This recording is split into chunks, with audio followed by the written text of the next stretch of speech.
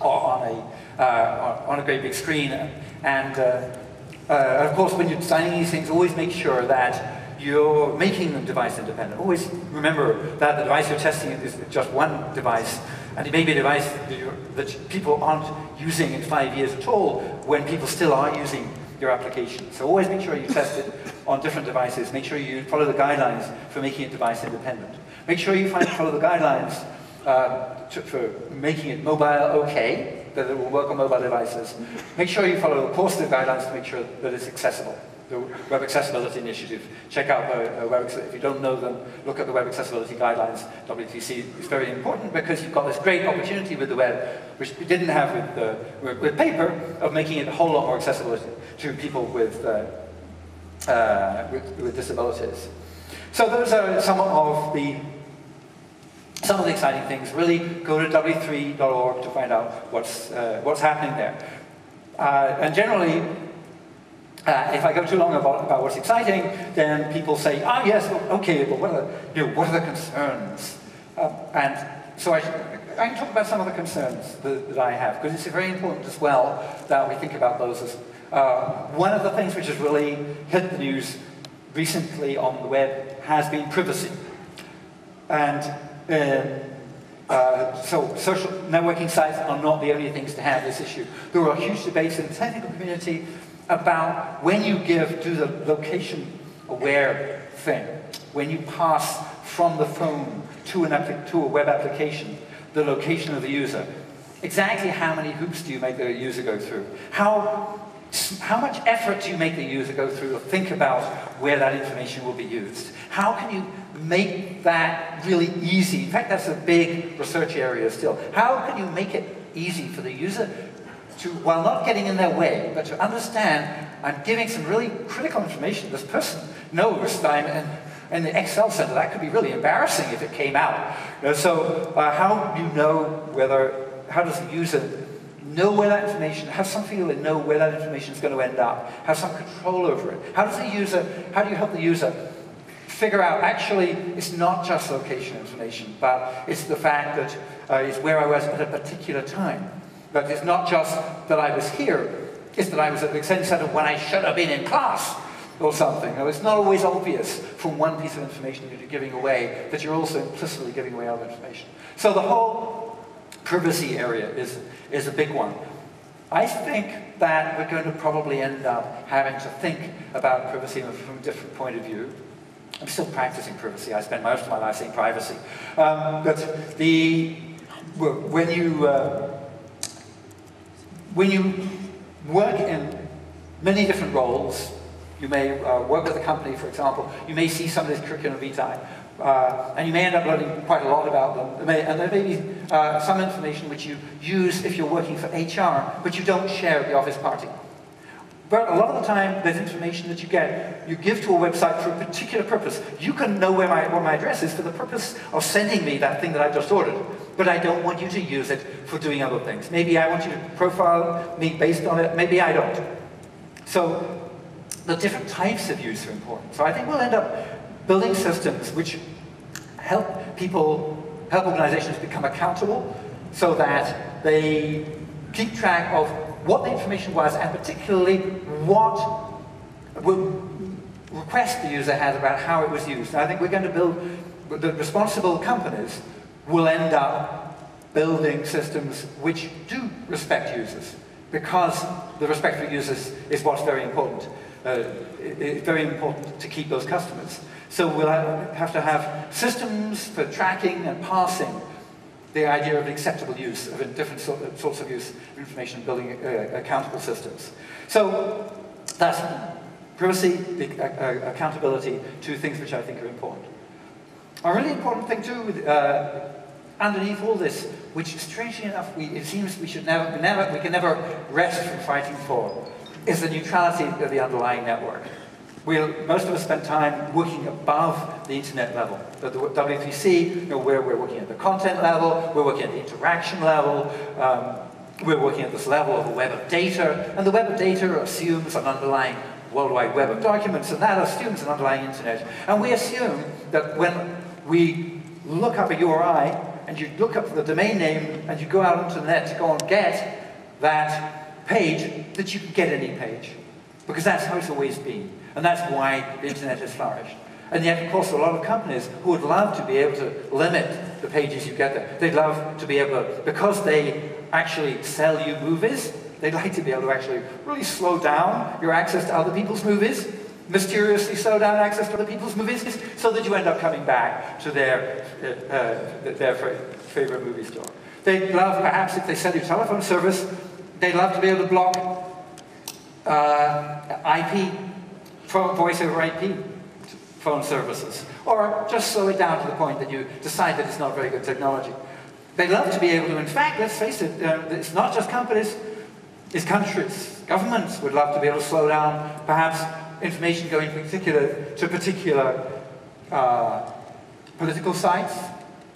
And any company would love to be able to actually effectively tell you where you buy your shoes by basically making the connectivity to that particular shoe store better than any other shoe store.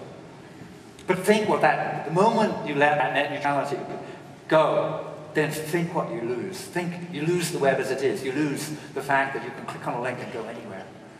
You lose something essential. You lose the fact that anybody, any innovator, can think of an idea, dream it up, think of a new protocol, think of a new data format, think of a new something completely novel, set up a website at some random place, and let it just take off from word of mouth. And end up making a business. And end up really helping humanity in a particular way and make a profit out of it because what they're doing is good. That's the way, because they've been blogged about. That's what happens now. You don't have to apply to anybody. You have to get a domain name, yes. Okay, but they're currently, on a good day, they're not too expensive. But once you've got that domain name, once you've got an IP address, then you don't have to register your server. You don't have to check in and pay money to every cell phone operator to make sure that people can get to your website. That is really, really important for the future. So what other concerns do I have? Well, everything I've talked about so far really is about the exciting things that people in this room are making and people in this room are getting. And many people in this room, you probably have maybe more than one portable device on you. You have really sophisticated machines at home, and maybe your TV isn't a TV, it's a computer. It just has a big screen. So you're at the leading edge. And in fact, it's got to the point now that not only have we lots of technical innovation, the web has spread. It's spread to the fact that 20% of the world use the web. Now, when I originally gave those talks to rather limited audiences at the beginning, I would not have ever dared to suggest that everybody in the world should use the web. That would have been tremendous hubris. But when there's this figure of 20% do, then suddenly, for those of us in that 20%, it really asks the question, what about the other 80%? And if you're tempted to say, oh, those other 80%, they're in remote parts of Africa where there is no signal, you're wrong. Because actually, 80% of the population of the planet has signal where they live. So, what's this difference? What about these people who have got signal, but they are not part of the web, they're not part of the information society? They're not in a position to put what they have for sale out there. They're not in a position to discuss things. They're not in a position to blog or to comment. They're not in a position to go to Wikipedia and translate their favorite article into their own language. They're not in a position, maybe they have a lot of time, but they don't have the capacity. Well, so recently we started, in 2009, we started the World Wide Web Foundation, webfoundation.org, which is looking at, start with this difference. What about the other 80%? What do we need to do? There are lots of people out there in the world, if you look at the number of organizations which are dedicated to make sure that everybody gets water, there are lots, because water is really important. If you look at the number of people dedicated to making sure that people get vaccines, there are lots, because vaccines are really important. And water and healthcare obviously are right up there in the list of things which the haves they owe and should work for the rest getting. So, but actually being using the web is also pretty important. And it turns out, when you look at the anecdotes, when you go out there and talk to people, I initially assumed that you should get them water first, that you should get them healthcare, and then is the luxury of getting the web. But actually, it's not like that, because the web can be really instrumental in getting them healthcare. It may be the cheapest way. Allowing them, not necessarily, I wouldn't say you want to foist the Western idea of what health is, but you're allowing them to create their own communities, share their own information about healthcare, about agriculture, about banana blight, about tuberculosis, about AIDS. Yes, there is no AIDS vaccine, so what are you going to do about it? You have to avoid getting it. No, getting that message across, how do you avoid getting it? Getting that spread by people in their own tongue, in using the web, something which, to a large extent, isn't happening now. So in fact, it becomes a really important, this not being part of the information society becomes one of the really important things. When you go, so the limited number of trips I've made to developing countries, they're all different, regions are all different, you can't really generalize, but there is a very consistent theme that an important step that people really need to get is to get into the web. It's not just so, and there are quite a lot of organizations which look about getting fiber optics up to the country, or getting it up to the city. And it's not just about getting, but nowadays when actually a lot of people have signal, it's also about, if you have signal and you have a phone, and it's got to the point where your $10 phone in a generation's time now has a web browser on it, which is a really important step. And I think Mary is going to be talking in that area in the next talk.